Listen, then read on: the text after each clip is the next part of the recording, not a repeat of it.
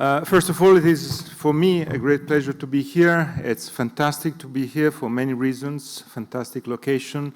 Very interesting for me to be here in this very period, a moment in which things are happening everywhere in Europe, are happening here, but are happening first of all in Brussels, in the European Union, where this month of June will be an important moment for the future of the European Union. We are 2 days, 3 days, 4 days after the moment in which the European people spoke, and the voice of the European people has been very important and will be very important for the future of the European integration.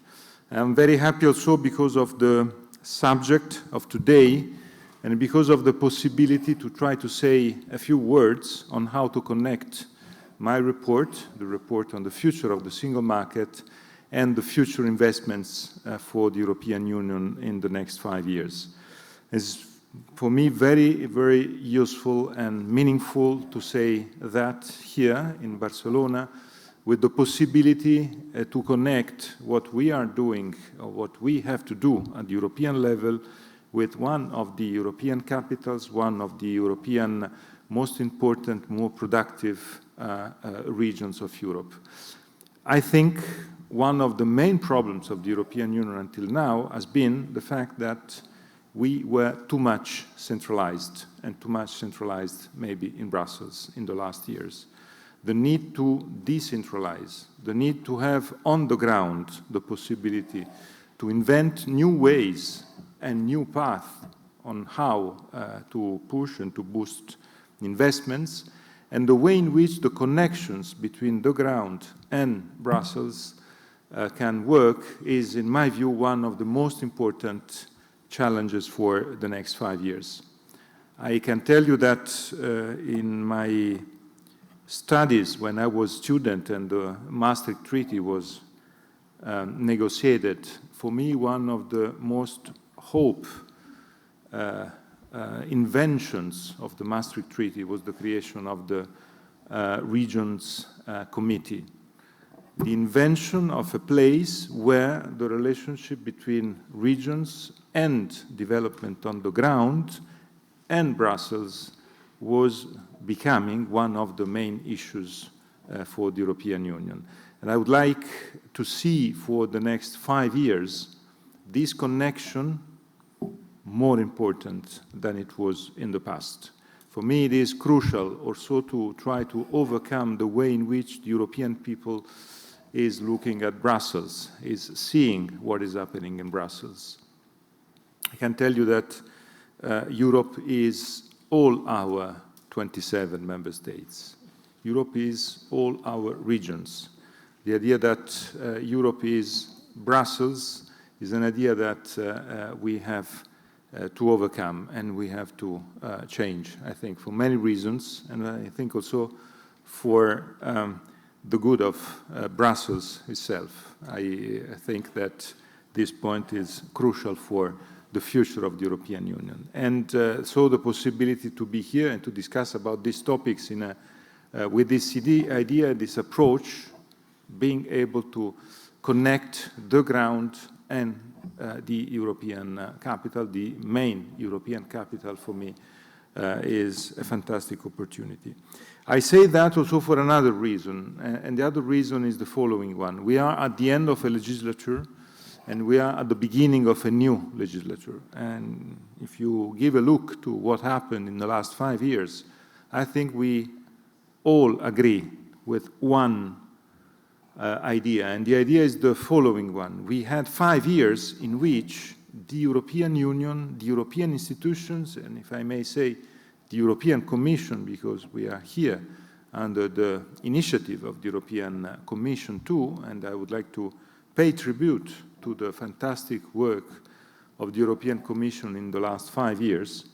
The European Commission, the European institutions were able to react to the worst crisis that we ever experienced. And this capacity to react was something absolutely, if I may say, unexpected in relationship with the challenges that we had, effective, and a great message for the future. But we are here now thinking that the future of Europe is connected not only to reaction to crisis, but it is connected, and this is the main message I would like to give you here today, this morning, is connected first of all to actions, not to reactions. I think we have to build up a new European phase in which actions are more important than reactions.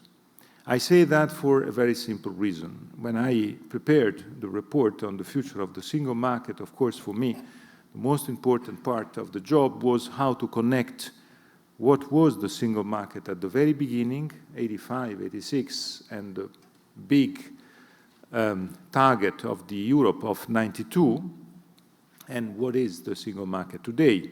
What are the challenges today? Why the achievements? Where the problems? And I have to say that the single market, when Jacques Delors created the single market, was a single market where plans, actions, long-term perspectives were the framework, and the framework that was the reason of the success of the single market. I always have in mind this project of 92, Europe of 92. I have to tell you that my generation is a generation that fall in love with the idea of Europe of 92. Of course, also because Europe of 92 was the period of the Berlin Wall fall and the elimination of borders. And the elimination of borders was really the possibility to experience freedom.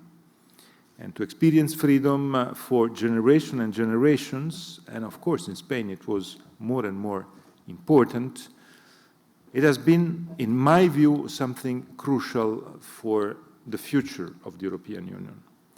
But I had the feeling that then we lost a little bit this sense of plans, this sense of actions.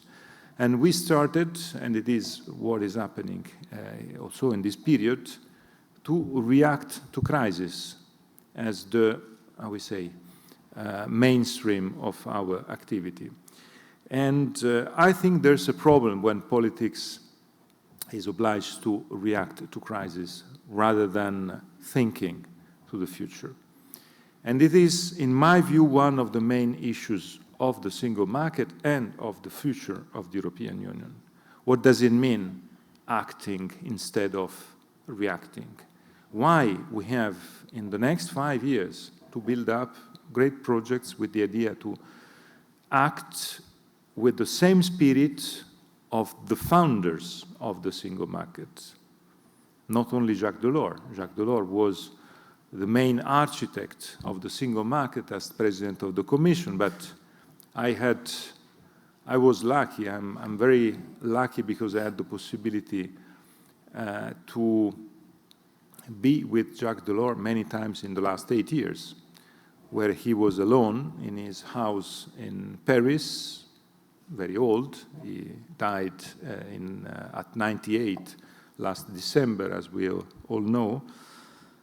And he was looking at what was happening. I always remember the fact that he decided to take once a public position in the last 10 years because he respected the fact that it was not his time and he was an observer, but he took public voice once in these last 10 years. It was March 20, you can find easily, because March 20, we were in a moment, dramatic moment. We are here in a hospital too, so it was a dramatic moment in which healthcare exploded, and with the worst crisis ever in our lives, and the single market collapsed too. We remember very well what happened in the first weeks. Borders again, borders in our mind, on the ground, and decisions. I remember always the voice of the Prime Minister of Luxembourg. Luxembourg is a country full of borders. with borders with great countries, crying in an interview and saying that you are closing the borders, you are killing my people.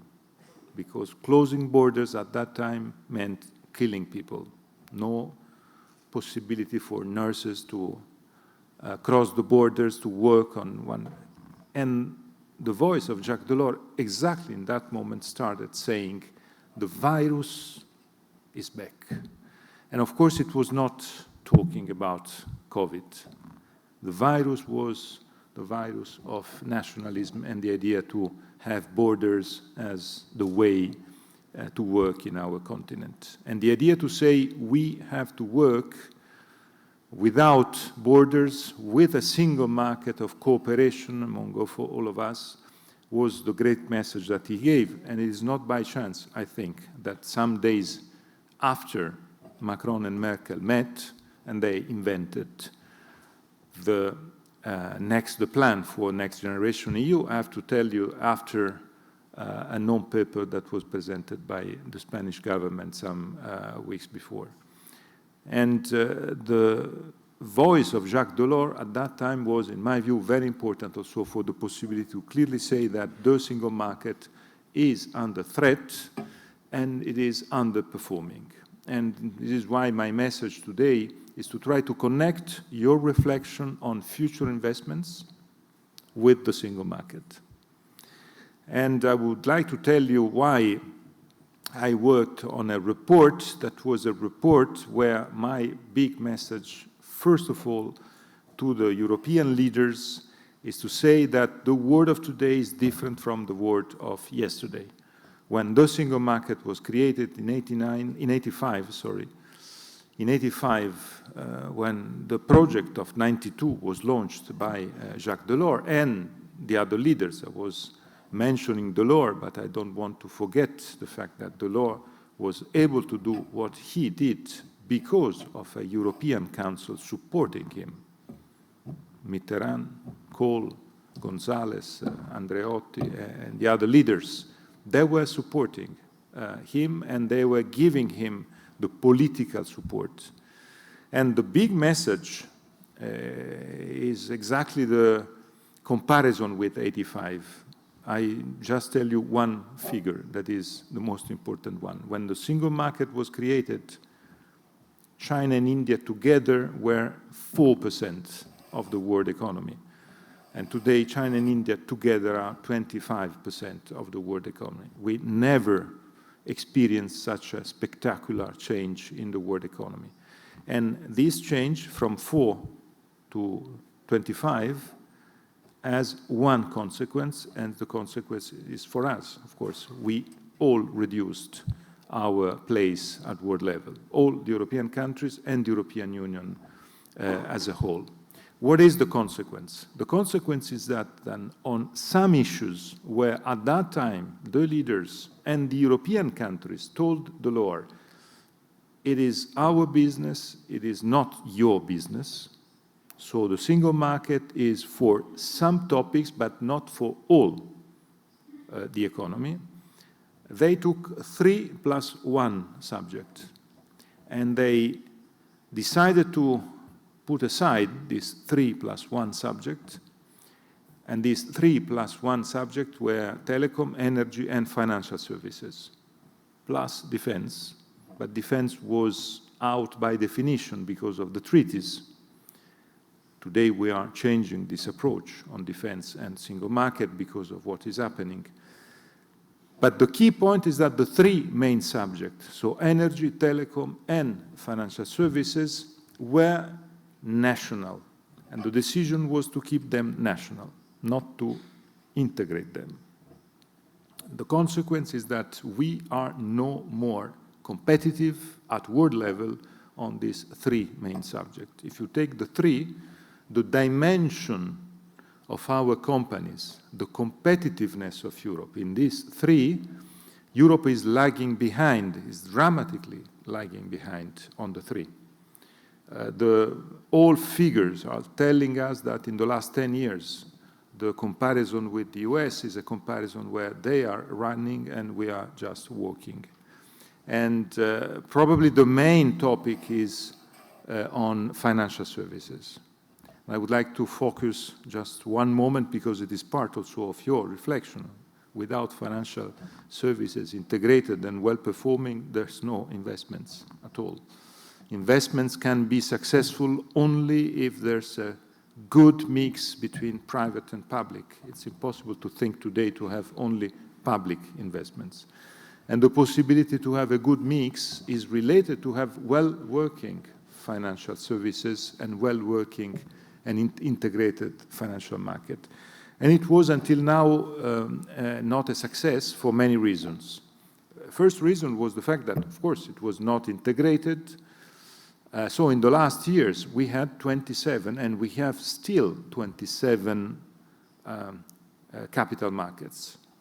Each country with its own capital market, its own stock exchange, its own authority, supervisory authority, combining the openness and the lack of scale.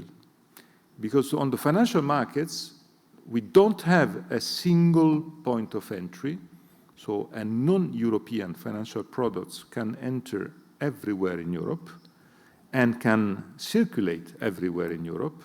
And of course, it's not, it has many, many consequences on aspects that are related also to bad products or to money laundering and many other aspects.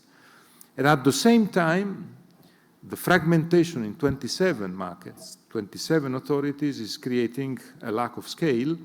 And the consequence of that is the fact that even our savings are in large part flying to the US because the US market in the same time became more integrated, more innovative, of course, more profitable. And capitals are going where they can have profit. So we are losing our own savings. They are going there because of the fragmentation of the market. The need today to integrate the financial markets is fundamental, first of all, to stop this exodus and to start attracting. That is not the case today. Today we are not able to attract capitals from out of Europe in terms of, first of all, savings and investments at the level of what the US are doing or at the level of new countries are doing. When I say the world of today is so different in comparison with 85, I remember what Delors told me once, saying, in 85, it was easy for a very simple reason. There was no alternative to invest in Europe and to stay in Europe. The world in 85 had as alternatives the US, Canada, Japan, no more other alternatives. So what is today changing is that many other systems at world level are becoming very attractive in terms of, first of all, how simple is investing. I can tell you one story, one episode. When I presented the report at the European Council April 18th, a report, as you know, that has a very Catalan and very Barcelona title. Més que un club is no more different from much more than a market. When I presented to the European Council the report, the day after I decided to go to the US and to present the single market report to a US audience. Because I think the first market that we have to try to attract capitals is there. And I had the reaction of some of the businessmen I met at the US Chamber of Commerce in DC on one proposal I put in the report, that is the 28th regime.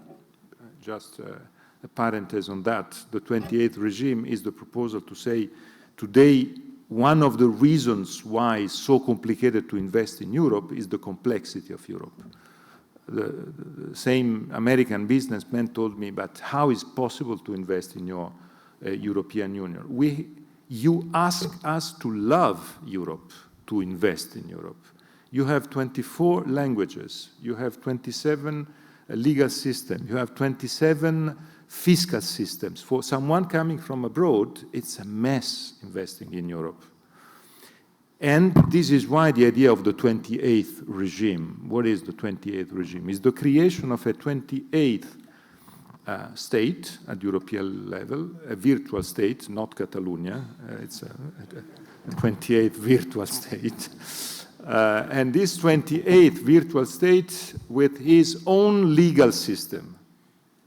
And a legal system that can work everywhere in Europe. So you, as entrepreneur, as investor in Europe or out of Europe, you can choose this virtual state legal system, and choosing this one, you can avoid to change legal system every country you visit or in every country you have to invest. So the idea to create a sort of passepartout, and I can tell you that the reaction from the American audience was enthusiastic to this point, saying that finally you understood that you have to be simple. If you are not simple, it's a problem, because there are so many alternatives in the world of countries that are attracting in a simple way, and where making investments is easier. Easier because of the way in which they work with public administration and for other important aspects. So this point about the financial services integration, I would like to focus my intervention on that and on the relationship with investments. If we are not able to integrate our financial services, the scale of the investments is not at the level of what we need. And the scale of the investments today is decisive. I can tell you that in the journey I had around Europe in the last 8 months, I visited 27 countries from September to April to listen, to understand, to have ideas, to have proposals, and to try to check also my ideas. I visited Barcelona too. I remember last November a fantastic and very useful for me meeting organized by La Vanguardia and Fomente Treball at the Fomente Treball headquarters, meeting part of the Catalan economic milieu and having ideas. And all these ideas and all the discussions we had at that time were discussions where I immediately understood that the topic of scale and the problem of how to be able to give the opportunity to have investments at higher level came to me meeting young startuppers. I know how Barcelona is a place attracting startuppers. But I heard startuppers in Eindhoven, in Tallinn, in Barcelona, in my own country telling me our main dream is to go to the US, is not to stay in Europe. Because in the US, at the end of the day, we find an environment that helps us to scale. We find money to do so. We find money to try and to fail and to try again. And in Europe, failure is a sort of stigma and it's impossible to start again. So I think this is the other key issue. This is why the integration of financial services is part of the report and it is part of the link with investments. I can tell you also on that one point, it's not easy in a European Union that is more and more political to have the integration of financial market as one of the main missions. Can you imagine in the last week of electoral campaign, a political European leader going to a square full of voters and telling the voters, I promise you we will integrate our financial markets in Europe? I can imagine the reaction of the people. The idea of a proposal like that, it is okay, it's good for bankers, not good for me. Because the feeling is that finance is not for the people, is not for investments that can be able to give people the possibility to stay in a better shape. And this is the key issue, how to link the integration of financial services to the real economy growth and the real economy investments. This is the key issue here. And this is what I would like to also to raise for your reflection today. We need to work in a coalition of actors. First of all, with the EIB. The future of the EIB is crucial. The EIB today, and I think with also the new leadership of Nadia Calviño, can be an actor, a fundamental actor for investments at the European level. The same is the integration between the EIB and the development banks at national level, that they can play a fundamental role.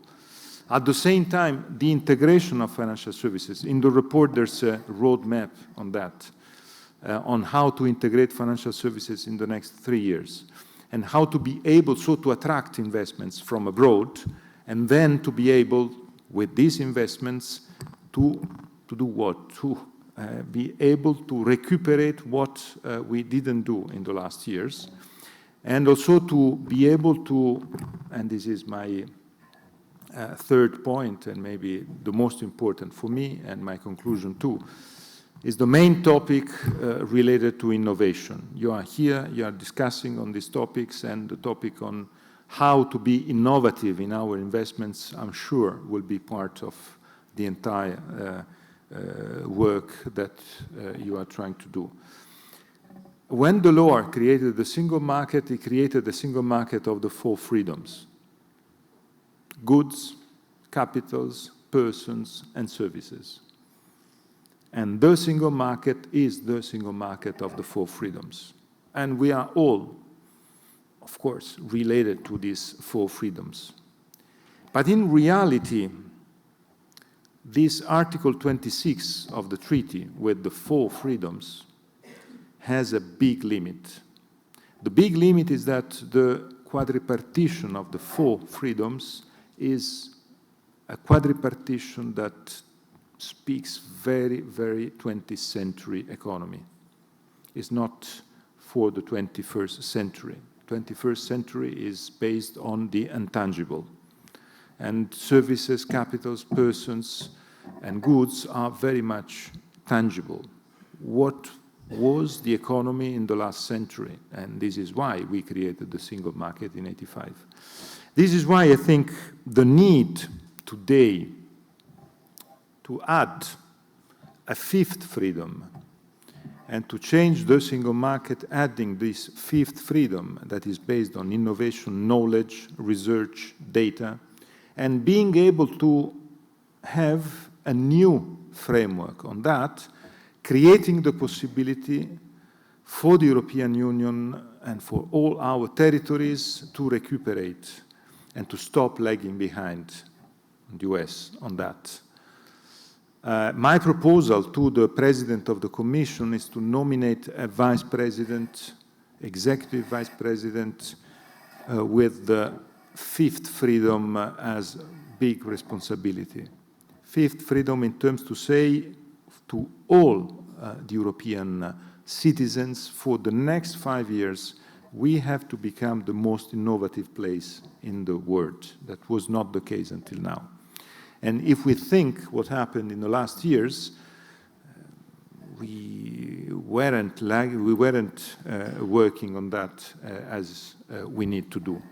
And this is why I think this topic of the 5th freedom and the possibility to create the links with all the places where the boost to innovation is crucial, and the possibility to work also on innovative investments. In the report, you will find a lot of ideas on that. The report is a, how we say, is a toolbox, is a non-ideological report, is a toolbox. I wanted to give the European leaders a set of tools, and telling the leaders there's no treaty change that is needed to apply these tools.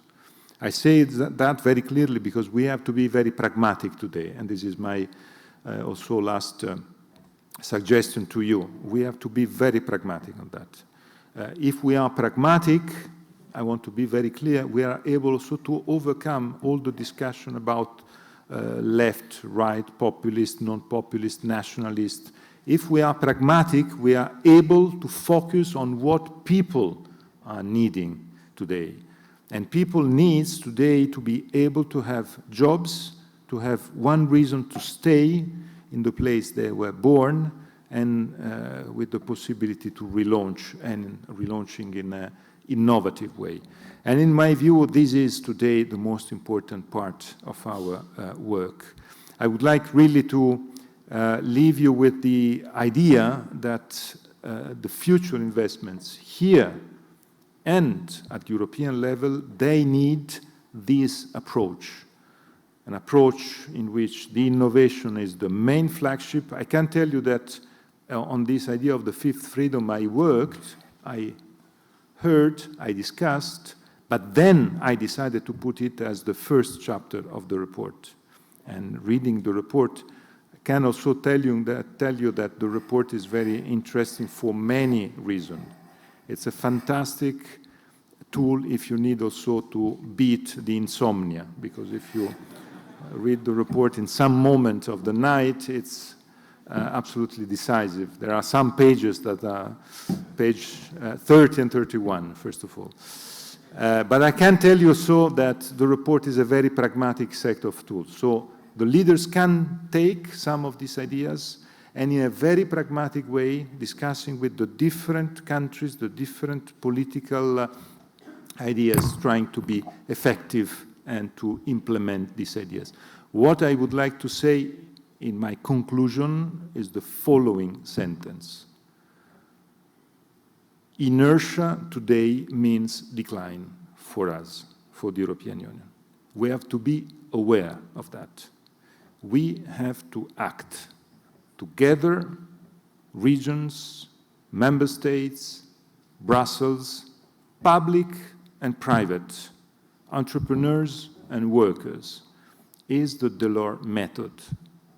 I always remind to myself that the first step of Delors, President of the Commission, was the gathering of entrepreneurs and trade unions at Val d'Uxelles summit 4 weeks after starting his job.